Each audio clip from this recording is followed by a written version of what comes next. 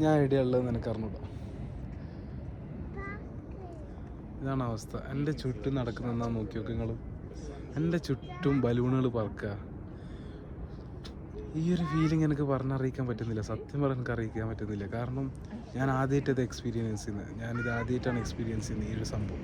കപ്പഡോക്കിലെ മുമ്പ് വന്നിട്ടുണ്ട്, പക്ഷേങ്കിൽ ഞാൻ പറഞ്ഞില്ല, ഞാൻ ഇതുവരെ ഇങ്ങനത്തെ ഒരു സംഭവം ഞാൻ എക്സ്പീരിയൻസ് ചെയ്തിട്ടില്ല. കേവ് ഹോട്ടലിൽ നിന്ന് അതിപ്പോൾ നിൽക്കുന്നത്. ഞാൻ മുമ്പ് വന്നപ്പോൾ നോർമൽ ഹോട്ടൽ, അതൊരു ഗ്രൂപ്പ് പാക്കേജിൽ അധികം ഒന്നും ഉണ്ടാവില്ല.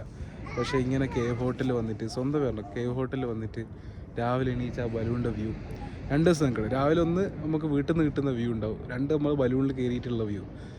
ഇത് മസ്റ്റ് എക്സ്പീരിയൻസ്. കുറച്ച് റേറ്റും കാര്യങ്ങൾ അതിനുണ്ടെങ്കിലും ഇത് മസ്റ്റ് എക്സ്പീരിയൻസ് ആണെന്ന് ഞാൻ മനസ്സിലാക്കി. അപ്പോൾ ഇൻഷാ അല്ലാഹ് കൂടുതൽ ഞാൻ വീടിൻ്റെ വീഡിയോകളും കാര്യങ്ങളും ഞാൻ അറിയിക്കുന്നുണ്ട്. യൂട്യൂബിൽ ഫുള്ള് സെറ്റാക്കണം ഇൻഷാ അല്ലാഹ്.